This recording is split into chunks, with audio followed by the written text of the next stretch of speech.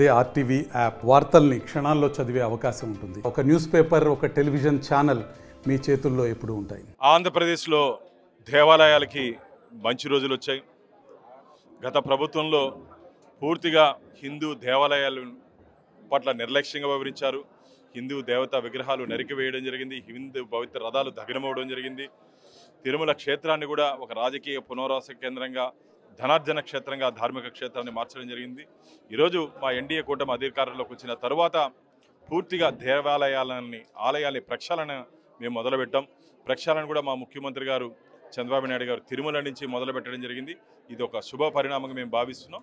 రాబో రోజుల్లో గత ప్రభుత్వంలో జరిగిన అవకతవకలన్నింటినీ బయటపెట్టి గుడిలో లింగాన్ని మింగినటువంటి గత ప్రభుత్వం నుండి పెద్దల్ని ప్రతి పైసా మేము కక్కించేదానికి మేము సిద్ధంగా ఉన్నాం. పూర్తి స్థాయిలో విచారణ జరిపించి ఎక్కడెక్కడ లోపాలు ఉన్నాయో ఆ లోపాలకి కారకులు ఎవరో వారి మీద చట్టరీత్యా చర్యలు తీసుకోబోతున్నాం. అంతేకాకుండా తిరుమల తిరుపతి దేవస్థానాల్లో ఉన్నటువంటి నియమ నిబంధనలు ఎవరైనా సరే అక్కడికి వస్తే పాటించి తీరాల్సిందే. దాన్ని అతిక్రమిస్తే వారి మీద క్రిమినల్ కేసులు నమోదు చేసే దిశగా మేము చట్టంలో మార్పులు తీసుకొని వచ్చేదానికి మేము సిద్ధంగా ఉన్నాం. జగన్మోహన్ రెడ్డి గారు ఇంకా ఆయన ముఖ్యమంత్రి అనుకుంటున్నాడు, లేకపోతే ప్రతిపక్ష నాయకుడు కావాలనుకుంటున్నాడు. ప్రతిపక్ష నాయకుడు నువ్వు కావాలనుకుంటే ప్రజలు ఇవ్వాలి.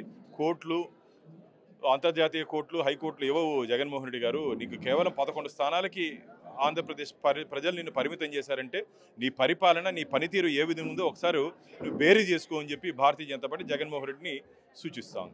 మరిన్ని వీడియోస్ కోసం ఛానల్ సబ్స్క్రైబ్ చేయండి. లేటెస్ట్ అప్డేట్స్ కోసం వాట్సాప్ ఛానల్ ఫాలో అవ్వండి. అండ్ లింక్ డిస్క్రిప్షన్ లో ఉంది.